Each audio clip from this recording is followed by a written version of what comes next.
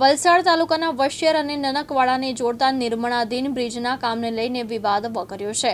બ્રિજના બાંધકામમાં ભ્રષ્ટાચાર થયો હોવાના તેમજ બિનજરૂરી બાંધકામ કરવામાં આવી રહ્યું હોવાના આક્ષેપ સાથે યુવક કોંગ્રેસના આગેવાનો મિત દેસાઈ અને રાહિલ છેલ્લા 7 દિવસથી ભૂખ હડતાલ પર બેઠા છે।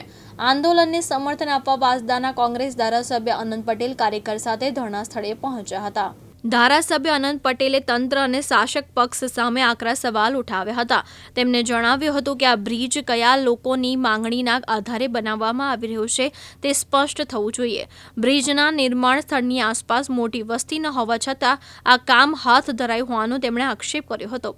અનંત પટેલે વધુમાં આક્ષેપ કર્યો હતો કે બ્રિજની બીજી તરફ ભાજપના એક મોટા નેતાની વાડી આવેલી છે અને બ્રિજના નિર્માણથી તેમની જમીનના ભાવ વધવાનો પ્રયાસ થઈ રહ્યો છે। પ્રજાના ટેક્સના નાણાંનો બિનજરૂરી ખર્ચ ન થાય તે માટે તંત્રએ સમગ્ર મામલે સ્પષ્ટતા કરવી જોઈએ તેવી માંગ કરી હતી। ધારાસભ્યએ જણાવ્યું હતું કે આ મુદ્દે વિધાનસભામાં પણ પ્રશ્નો ઉઠાવવામાં આવ્યા હતા પરંતુ તંત્ર તરફથી સંતોષકારક અને સ્પષ્ટ જવાબ મળ્યો નથી। તેમણે વલસાડ જિલ્લામાં વાપીનો અટકેલો ઓવરબ્રિજ તેમજ ધરમપુર કપરાડા વિસ્તારમાં નેશનલ હાઈવે 56 પરના જર્જરિત અને બંધ બ્રિજનો મુદ્દો પણ ઉઠાવ્યો હતો। પ્રજાને જરૂરી એવા બ્રિજના કામો સમયસર પૂર્ણ થતા નથી જ્યારે બિનજરૂરી કામોમાં કરોડો રૂપિયાનો ખર્ચ થઈ રહ્યો હોવાનો પણ તેમણે આક્ષેપ કર્યો હતો। યુવક કોંગ્રેસના આગેવાન 7 દિવસથી ભૂખ હડતાલ પર બેઠા હોવાથી હવે આંદોલનને ધારાસભ્યનું સમર્થન મળ્યું છે। વલસાડ જિલ્લામાં વલસાડ ખાતે જે વસિયરમાં એક અજાયબી બ્રિજ બની રહ્યો છે અને એક ભાજપના મોટા નેતાની વાડી પર જતો રસ્તો લગભગ 3.80 એટલે કે 3 કરોડ ને 80 લાખ રૂપિયાનો રસ્તો છે, પુલ છે અને એ પુલ કોઈ વસ્તીમાં કે કોઈ નગરમાં જતો પુલ નથી પરંતુ માત્ર ને માત્ર ભાજપના નેતાની વાડીમાં જતો પુલ છે।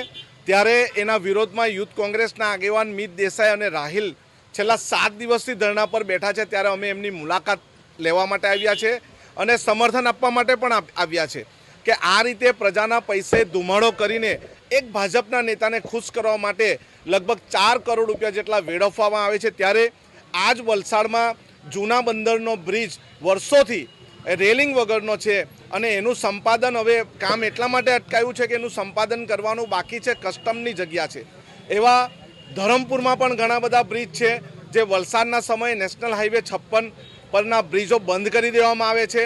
અમે સમર્થનની સાથે સરકારને ચેતવણી પણ આપીએ છીએ કે અમારા આગેવાનોએ જે પ્રશ્ન પૂછ્યા એના પ્રશ્નનું નિરાકરણ તમે કરવા માટે આવો, નહીં તો અમે આવનારા સમયમાં મોટું આંદોલન કરીશું।